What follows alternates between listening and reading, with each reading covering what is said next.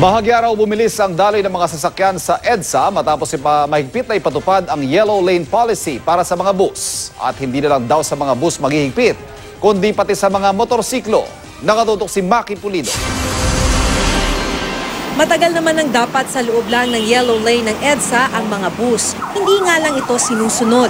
Nang maghigpit uli ang MMDA simula noong nakaraang linggo, lumuwag naman daw. Konti nga lang. Before we're just doing we're doing below 10 kilometers per hour.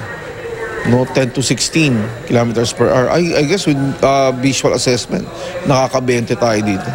Nasa 2,000 traffic violation ang nai-issue ng MMDA dahil sa yellow lane violation kada araw. Karamihan, non-contact apprehension sa mga pasaway na pribadong sasakyan. Paalala ng MMDA, makakadaan lang ang pribadong sasakyan kung e-exit ng EDSA. At ang pwede lang lumabas ng yellow lane ay provincial buses, P2P at tourist bus. Wala, Diyos, ganun pa rin. Ano magbabago? Gumaang ang biyahe. Nga lang, dito lang sa Ito lang sa may Santolan. Kung hinihigpitan ng bus, gusto ring higpitan ng MMDA ang mga motorsiklo. May motorcycle lane na sa EDSA pero ipapanukala ng MMDA magmarka ng lane na para lang sa mga motor.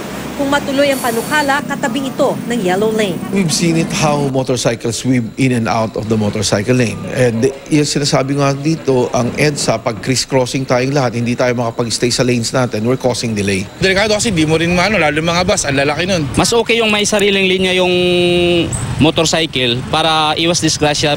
Maki Pulido, nakatutok, 24 oras.